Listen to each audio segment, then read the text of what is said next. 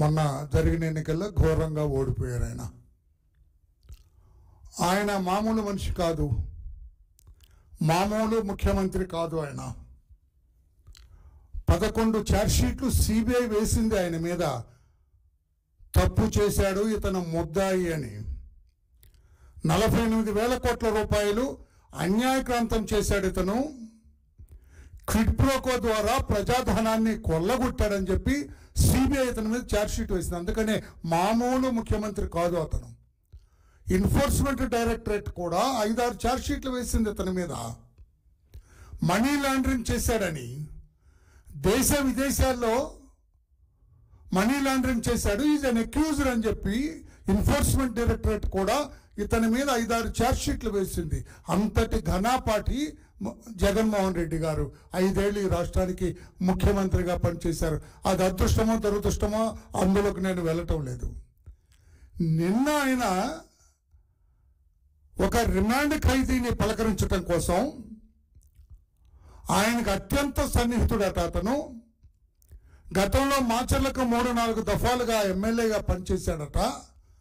ఆయన్ని పలకరించడానికి నెల్లూరు జైలుకి వెళ్ళి ఆయన్ని పలకరించి 1-to-1 ఆయనే అంటే అటు రిమాండ్ ఖైదీగా ఉన్న వ్యక్తి, గతంలో ముఖ్యమంత్రిగా పనిచేసి ఎన్నో కేసులు ఛార్జ్షీట్లు ఎదుర్కొంటున్న వ్యక్తి ఈయన జగన్మోహన్ రెడ్డి గారు. వీళ్ళిద్దరు కూడా మిలాఖత్ అయినారు. అక్కడ కలిసి యోగక్షేమాలు మాట్లాడుకున్నారు ఇద్దరు ముద్దాయిలు. మీ భాషలో ఇద్దరు పెద్ద మనుషులు అందామంటే పెద్ద మనుషుల్లాగా కాదు, ఇద్దరు ముద్దాయిలు కలిసి నెల్లూరు జైల్లో, జిల్లా జైల్లో మాట్లాడుకున్నారు. దాదాపు 22 నిమిషాలు మాట్లాడుకున్నారు. ఆ మాటల్లో రిమాండ్ ఖైదీగా ఉన్న మాజీ ఎమ్మెల్యే పిన్నెల్లి రామకృష్ణారెడ్డి గారు ఒక ఎక్స్ట్రా జ్యుడిషియల్ కన్ఫెషన్ ఇచ్చారు. కోర్టులో మ్యాజిస్ట్రేట్ ముందు తాను చేసిన నేరం గురించి చెబితే అది జ్యుడిషియల్ కన్ఫెషన్. కోర్టులో కాకుండా బయట తాను చేసిన నేరం గురించి చెబితే that is called extra judicial confession. ఆయన పిన్నెల్లి రామకృష్ణారెడ్డి అనే ఒక ముద్దాయి రిమాండ్ ఖైదీ, ఎన్నో కేసులు ముద్దాయిగా ఎదుర్కొంటున్న జగన్మోహన్ రెడ్డి గారికి తాను చేసిన నేరం గురించి చెప్పాడు.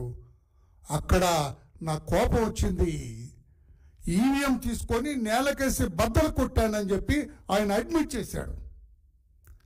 నేరాన్ని ఒప్పుకున్నాడు ఆయన ముందు. కోర్టులో కాకుండా బయట నేరాన్ని ఒప్పుకుంటే ఎక్స్ట్రా జ్యుడిషియల్ కన్ఫెషన్. అదే చేశాడు ఇక్కడ. నేను నేరం చేశాను, అదే పాపం బాలుడు అతను, మంచివాడు, 4 సార్లు గెలిచాడు. 4 సార్లు గెలిచిన మంచివాడు, 4 సార్లు గెలిస్తే మంచివాడు అన్నట ముఖ్యమంత్రి గారి ఉద్దేశంలో. కొంతమంది దొంగలు, దోపిడీదారులు కూడా అప్పుడప్పుడు గెలుస్తుంటారు సార్. జగన్మోహన్ రెడ్డి గారు ఎన్నో కేసులు ఎదుర్కొంటున్న నేరస్తులు కూడా గెలుస్తారు సార్. జగన్మోహన్ రెడ్డి గారు 11 కేసులు ఉన్న వ్యక్తి, 48,000 కోట్ల రూపాయలు అన్యాయక్రాంతం చేశాడన్న వ్యక్తి, 5-6 ఛార్జ్షీట్లు ఎన్ఫోర్స్మెంట్ డైరెక్టరేట్తో వేయించుకున్న వ్యక్తులు కూడా గెలిచారు సార్. అందుకని గెలిచాడు కాబట్టి మంచివాడు అంటానికి లేదని నా అభిప్రాయం. మరి మీ అభిప్రాయం ఎలా ఉందో నాకు తెలియదు. జగన్మోహన్ రెడ్డి గారు మంచివాడు, 4 సార్లు గెలిపించారు.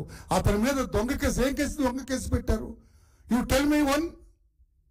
ఈవీఎం బద్దలు కొట్టాను నేనని అతనే నీకు చెప్పాడు. He made an extra judicial confession. అతను సిఐ మీద తిరగబడ్డాడని సిఐ గారు చెప్పారు. ఎన్నో కేసులు ఉన్నాయి అతని మీద. అతను ఘోరాతి ఘోరమైన ఒక సంఘ విద్రోహ శక్తి అతను. అటువంటి పిన్నెల్లి రామకృష్ణారెడ్డి ఒక నరహంతకుడు లాంటి వాడు అతను, ఒక భయానకమైన సంఘ విద్రోహ శక్తి.